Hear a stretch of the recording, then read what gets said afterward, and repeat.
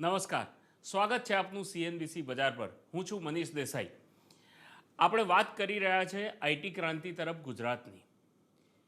ખરેખર ગુજરાત આઈટી ક્રાંતિ તરફ આગળ વધી રહ્યું છે, અને જો નથી વધી રહ્યું તો એ વધારવા માટેના પ્રયત્નો માત્ર સરકારે કરવા જોઈએ કે ઇન્ડસ્ટ્રીઝે પણ કરવા જોઈએ.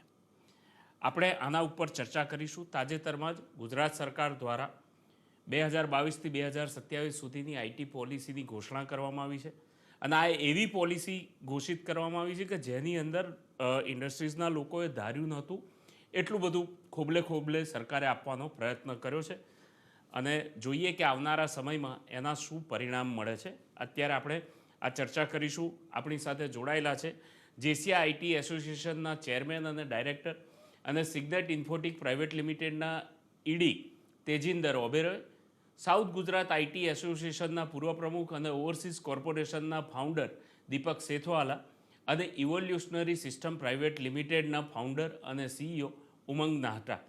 તો આપ સૌનું સ્વાગત છે અમારી સાથે આ ચર્ચામાં જોડાવા બદલ. સૌથી પહેલાં આપણે આ ચર્ચાને આગળ લઈ જઈશું. સરકાર દ્વારા જે ઘોષણા કરવામાં આવી છે કેપેક્સ અને ઓપેક્સ માટેની, સૌથી પહેલાં હું એ જાણવા માગીશ કે જે જરૂરિયાત છે ઇન્ડસ્ટ્રીઝ માટે, તેજિંદરજી આપ અગર બતાવી શકો તો, જે ઇન્ડસ્ટ્રીઝ માટે જરૂરિયાત છે આવનારા સમયમાં કેપેક્સની અને ઓપેક્સની, કારણ કે એક ઉદ્યોગ શરૂ કરવા માટે કેપિટલ એક્સપેન્ડિચરની જરૂર છે, ને શરૂ કર્યા પછી એને સસ્ટેન કરવા માટે ઓપેક્સની જરૂર છે, ઓપરેટિવ એક્સપેન્ડિચરની. જે રીતની સરકારે ઘોષણા કરી છે, અને લગભગ કહી શકાય કે 25% જેટલી, એટલે જે પણ પ્રોજેક્ટ હોય એના 25% જેટલી સહાય સરકાર દ્વારા આપવાની ઘોષણા કરવામાં આવી છે. આ રકમ પૂરતી છે કોઈ પણ સોફ્ટવેર અથવા તો ડેટા કે કોઈ પણ પ્રકારની આઈટી સંલગ્ન સેવાઓ શરૂ કરવા માટે? સરકારે પહેલો તો હું સરકારનો બહુ આભાર વ્યક્ત કરવા ચાહું છું કે આટલા બધા સમયમાં સરકારની એવી પોલિસી કોઈ સમય જોઈ નથી જેમાં આટલો બધો સહયોગના એશ્યોરન્સ સરકારે આપ્યું હશે. કેપેક્સમાં સરકારે એવું રાખ્યું છે કે 25% સુધીની તમારે જે સબસિડી આપવાની વાત કરી છે, જે 50 કરોડ સુધી જઈ શકે છે. એ પહેલા એ રકમ 1 કરોડ રૂપિયા સુધી હતી. એટલે એ બહુ સાહસિક સ્ટેપ છે કે સરકાર 1 કરોડની જગ્યા 50 કરોડ સુધીની સહાયતા આપણને કમિટ કરી છે. તમારે આમ જુઓ તો કેપેક્સમાં ઇન્વેસ્ટમેન્ટ કરતા વખતે તમારા પાસે 25%ની સપોર્ટ ગેરંટીડ હોય તો તમે તમારો ઉદ્યમને 50% વધારે મોટો કરી શકો છો. તમારો ઉદ્યમને કોઈ બી સંકટ આવે એના હિસાબે તમે 6 થી 12 મહિના એક્સ્ટ્રા એને ચલાવી શકો છો. એવી સહયોગ આ સરકાર પાસેથી કમિટમેન્ટ મળી છે.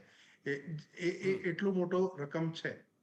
હવે એના હિસાબે આપણે એમ જોઈએ છે કે કોઈ બી હિન્દુસ્તાનમાં કંઈ બી નવો આઈટીનો ઉદ્યોગમાં ઇન્વેસ્ટમેન્ટ કરતો હશે તો એ ગુજરાતની પોલિસીને ઇગ્નોર નહીં કરી શકે. ગુજરાતની પોલિસી એને ખેંચીને અહીંયા લઈ આવશે.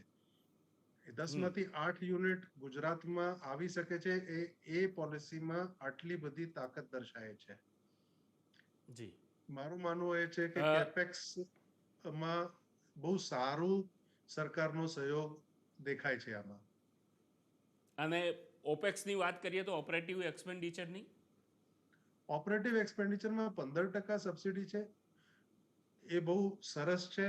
આપણે રોજમર્રાના જે રેગ્યુલર ઇન્વેસ્ટમેન્ટ આવે છે, જેમ લાઇટ બિલ છે, સોફ્ટવેર હાર્ડવેર એક્સપેન્સીસ છે, રેન્ટલ્સ છે, એ બધામાં જે સરકારે સબસિડી આપી છે 15% is a very good mark.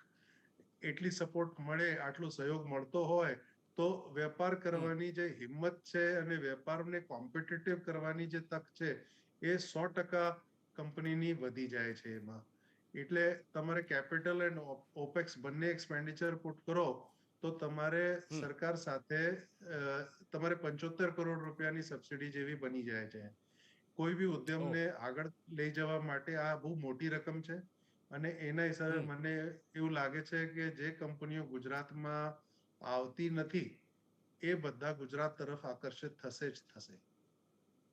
બહુ સાચી વસ્તુ છે અને આપણે આશા પણ રાખીએ કે આવનારા દિવસોમાં આ પોલિસીની એ પ્રકારની અસર જોવા પણ મળે. દીપકભાઈ, હું આપની પાસેથી એ જાણવા માંગીશ કે જે સ્કિલ્ડ લોકો છે એમને હાયર એજ્યુકેશન માટે જવું છે અથવા તો જેમને ઓનલાઈન સ્ટડી કરવું છે અને આઈટી રિલેટેડ સ્ટડી કરવી છે એવા લોકોને 50,000 રૂપિયા સુધીની ફીની અંદર માફીની વાત થઈ રહી છે.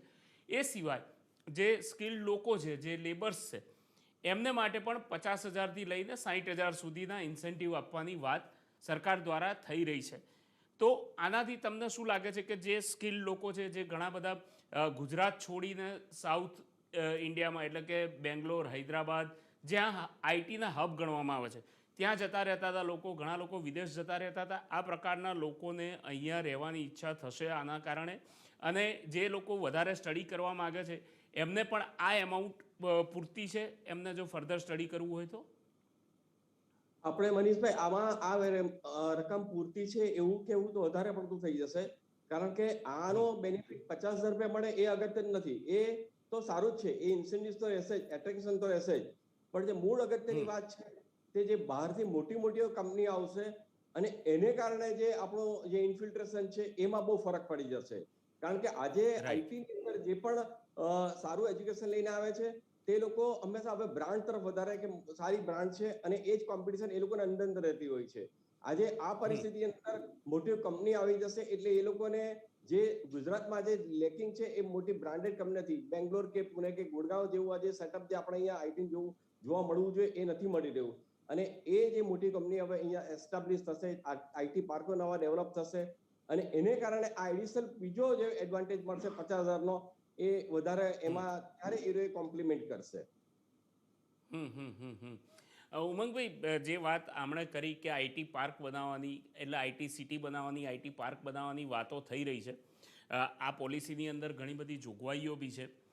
અત્યારે તો પહેલી જરૂરિયાત એ છે કે જે આઈટી ઇન્ડસ્ટ્રી છે એ થોડીક આગળ વધે, પોઝિટિવલી આગળ વધે અને જે ગ્રોથ સરકાર એક્સપેક્ટ કરી રહી છે એ પ્રમાણે આગળ વધે.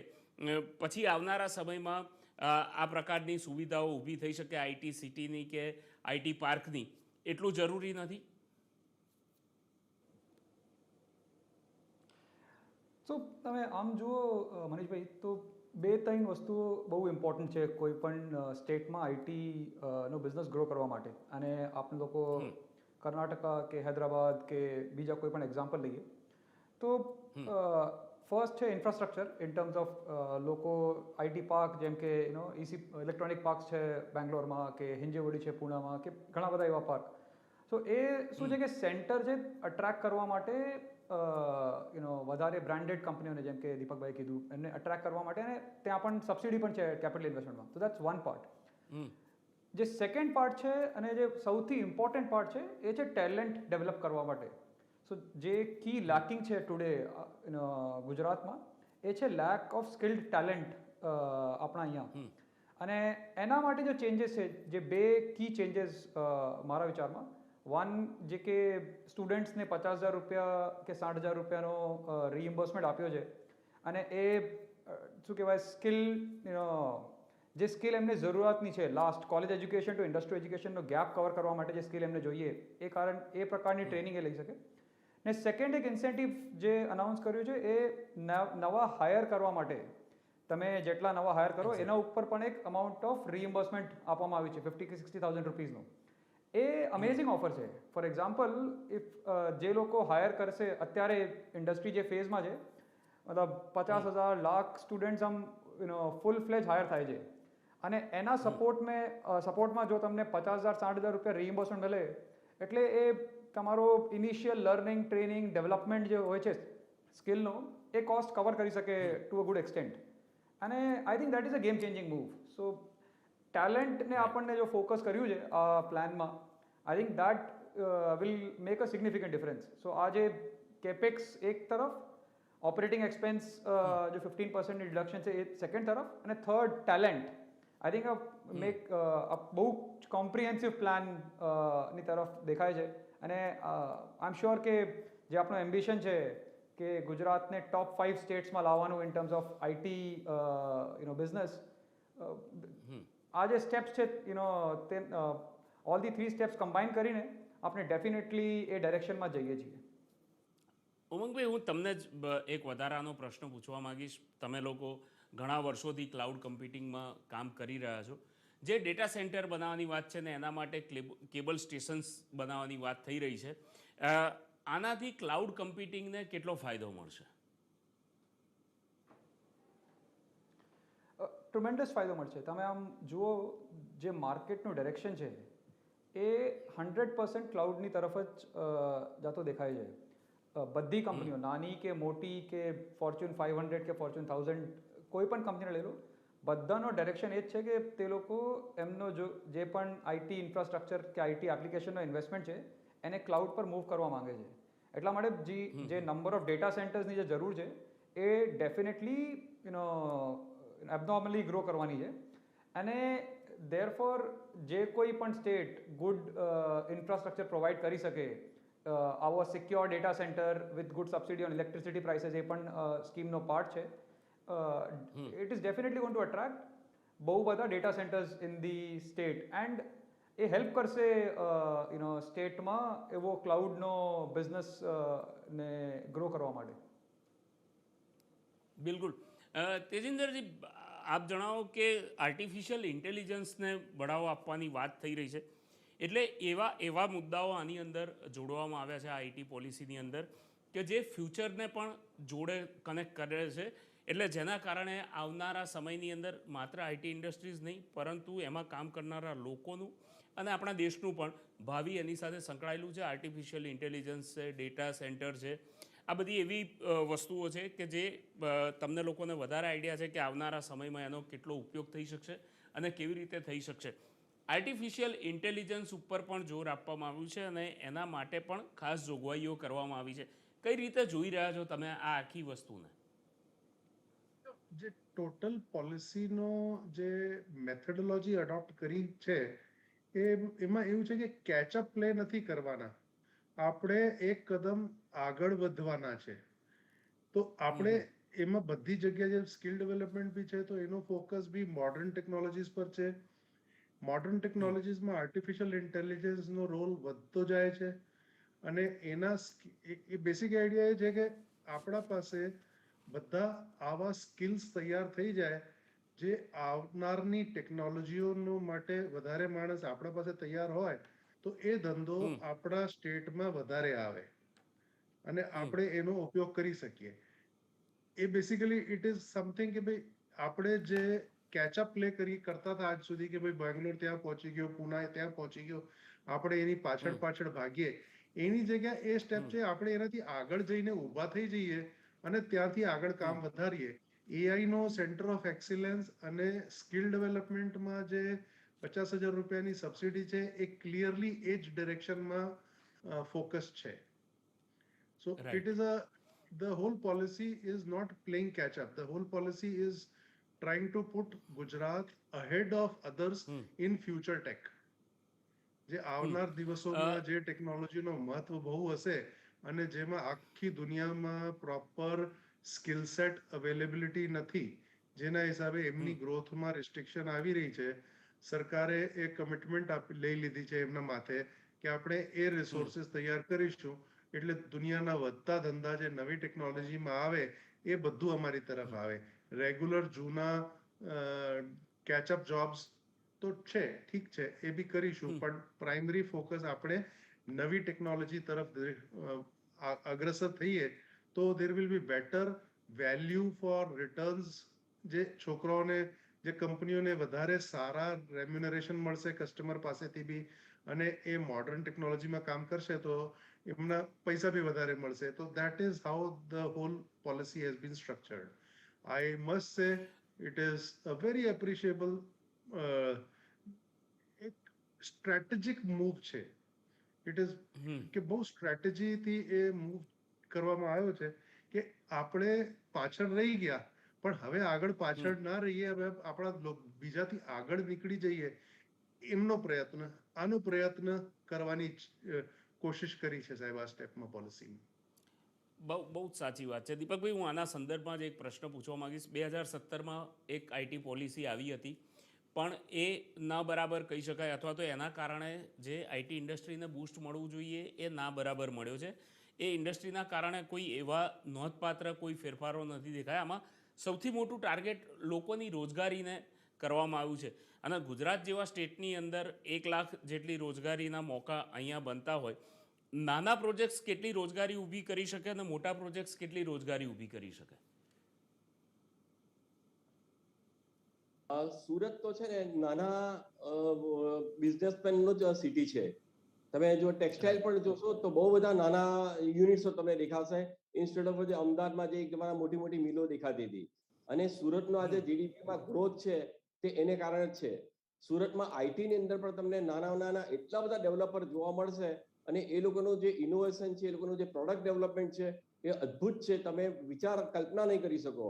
અમારે ત્યાં વરાછા એરિયામાં તમે જાઓ તો બિલ્ડરો આખા બિલ્ડિંગો એવા બનાવે છે કે જેમાં ઓનલી ફોર આઈટી પાર્ક, બીજા કોઈને તમને ઓફિસીસ જ નહીં મળે, અને એ લોકો એને ઉત્તેજન આપી રહ્યા છે. અને એવા સંજોગોમાં આ પોલિસી અત્યારે હું તમને કહેવા માંગીશ કે આ જે પોલિસી બનાવી છે ને, મને એવું નથી દેખાતું આ કોઈ સરકારે પોલિસી બનાવી હોય. આ એવું લાગે છે કે કોર્પોરેટ હાઉસે પોલિસી બનાવી એવી રીતના આખી પોલિસી બની છે, જેમાં વિઝન ક્લિયર છે, ટાર્ગેટ ક્લિયર છે, બધા જ એરિયા ડિફાઇન કરી દીધા છે, વેલ થોટ ડિઝાઇન કરી દીધા છે. અને એટલે નાના નાના રોજગારો જ્યાં છે, નાના ડેવલપર્સ છે, નાના આઈટીએસ જોડે સંકળાયેલા લોકો છે, એ લોકોને પણ બેનિફિટ થવાનો છે. અને એનાથી પુષ્કળ રોજગારી આમાં જનરેટ થાય એવા સ્કોપ ચોક્કસ જ દેખાઈ રહ્યા છે. અને જે 1 લાખનું જે ટાર્ગેટ રાખેલું છે એ એકદમ એચિવેબલ મને દેખાઈ રહ્યું છે. હા, એટલે સ્વાભાવિક છે, કારણ કે જે પોલિસી અત્યારે ઘડવામાં આવી છે એમાં બહુ જ બધા લોકો, જે લોકો આઈટી સાથે સંકળાયેલા છે, એમની મદદ લેવામાં આવી જશે. તમારું ઓબ્ઝર્વેશન બિલકુલ સાચું છે કે જેના કારણે આ એક પ્રકારની કહી શકાય કે મેં જેમ શરૂઆતમાં કીધું એમ ખોબલે આપનારી પોલિસી બની રહી છે. અને એ ત્યારે જ દેખાય કે જ્યારે આ સેક્ટર સાથે સંકળાયેલા લોકોની મદદ લેવામાં આવી. ઉમંગભાઈ, તમે એક કહી શકાય કે રેગ્યુલરથી અલગ પ્રકારનું કામ કરી રહ્યા છો, અને મેગા પ્રોજેક્ટ્સની જે વ્યાખ્યા 2000થી વધારે લોકોને રોજગાર આપવાવાળી સરકારે આ પોલિસીમાં કરી છે, એ સેક્ટરની અંદર તમે આવી રહ્યા છો. હવે જે ઉદ્યોગો અહીંયા સ્થાપિત છે એમના માટે તો ઘણી બધી સરળતા છે જ, એમના એક્સપાન્શન માટે પણ કેવા પ્રકારના ઉદ્યોગો નવા અહીંયા આઈટી સેક્ટર સાથે સંકળાયેલા મેગા પ્રોજેક્ટ્સ લઈને આવી શકે, અથવા એવી સંભવિત કંપનીઓ, કદાચ તમે નામ ના લઈ શકો તો એવા કેવા પ્રોજેક્ટ્સની સંભાવનાઓ આવનારા 5 વર્ષમાં તમે જોઈ રહ્યા છો? મનીષભાઈ, તમે જો આજનો આઈટીનો દોર જુઓ ને, તો વી આર ગોઈંગ થ્રુ એક ડ્રાસ્ટિક ચેન્જમાં જઈ રહ્યા છે આપણે. સ્પેશિયલી કોવિડની પછી એ ચેન્જ બહુ ફાસ્ટ પણ થઈ ગયો છે. ડિજિટાઇઝેશન, વર્ક ફ્રોમ એનીવેર, ઘણા બધા એવા મૂવ્સ છે જે આપણે આમ વિચારવા પણ નહોતા આવતા, એ હવે રિયાલિટી છે. અને એટલા જ માટે આજની આઈટી ઇન્ડસ્ટ્રીની સૌથી મોટી પ્રોબ્લેમ જે છે એ છે રિસોર્सेस ને ટેલેન્ટ. જો કોઈને જેના જોડે પણ વધારે રિસોર્सेस હશે એ જ વિનર થવાનો છે. એટલા માટે જ જો કે આપણો જો પ્લાન છે, જો સ્ટ્રેટેજી આઈટીએસ પોલિસી આપે છે, એમાં તમે જુઓ તો સ્કિલ ડેવલપમેન્ટ પર ઘણું બધું ફોકસ આપેલો છે. પ્લસ મેગા પ્રોજેક્ટ્સ ને અગર જો તમે કનેક્ટ કરો, so it is not just mega project કે તમને લોકોને 200-250 કરોડ ઇન્વેસ્ટ કરવાના છે, બટ તમારા માટે 250 કરોડને ઇન્વેસ્ટને યુઝ કરવા માટે 25,000-50,000 લોકો પણ લગાવવા પડશે.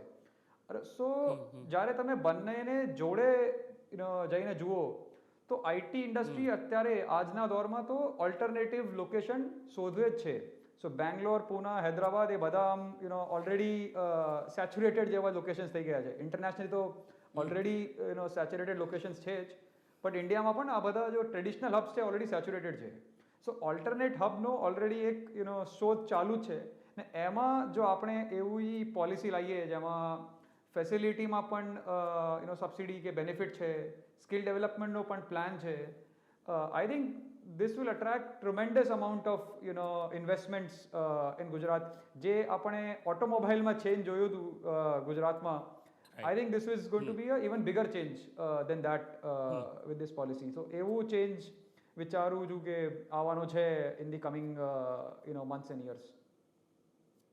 બહુ જ સાચી વસ્તુ છે, અને આપણે આશા પણ રાખીએ કે આ પ્રકારનો ચેન્જ આ પોલિસીના કારણે આવે. તેજેન્દ્રજી, સૌથી અગત્યની વસ્તુ અત્યારના સમયની અંદર કોઈ પણ ઇન્ડસ્ટ્રીઝ માટે સ્કિલ લેબર જ છે. અને એમાં જ આ પોલિસીની અંદર જે પ્રમાણેની રાહતો આપવામાં આવી છે, વધારાના ઇન્સેન્ટિવ આપવાની વાતો થઈ રહી છે.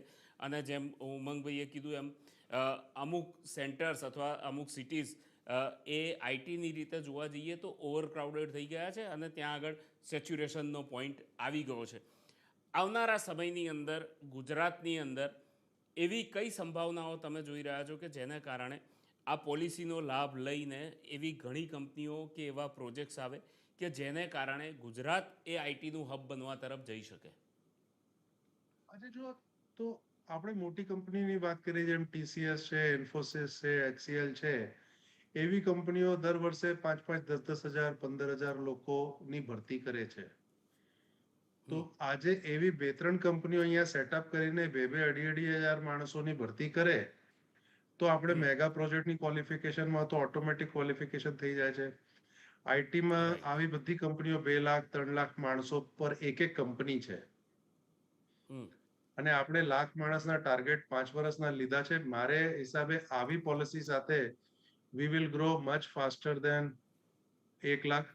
મારો એસ્ટિમેટ છે કે આ પોલિસી 1.5 થી 2 લાખ માણસ આપણા આ આઈટીમાં જોડાશે.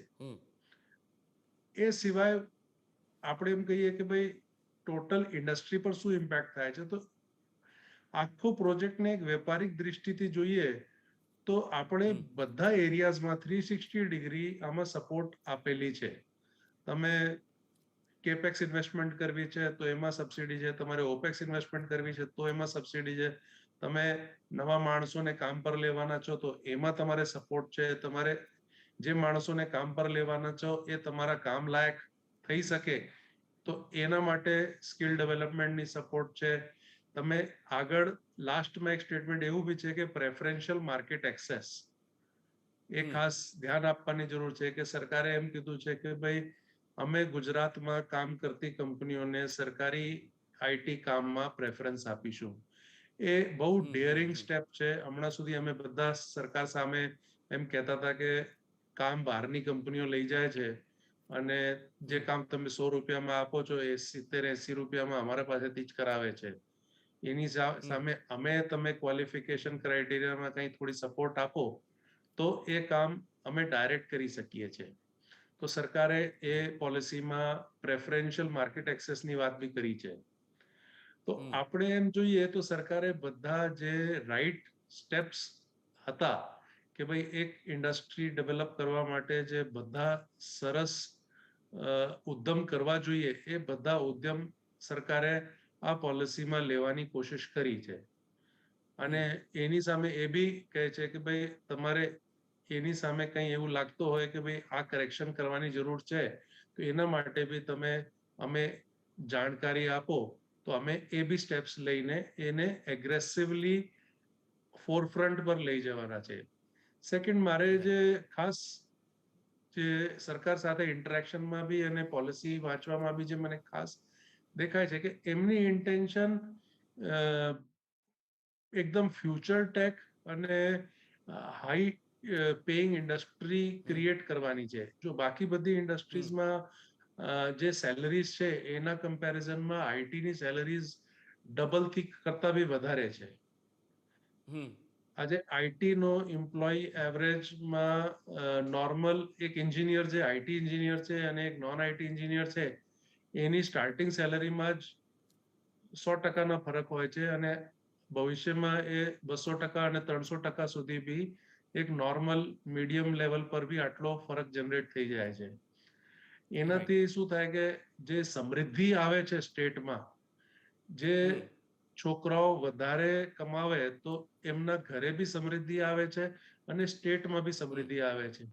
તો સરકારે એ વસ્તુ રિયલાઇઝ કરી છે અને એ પ્રમાણે આ ઇન્ડસ્ટ્રીની સમૃદ્ધિ સાથે આપણા સ્ટેટની સમૃદ્ધિ જોડાઈ છે.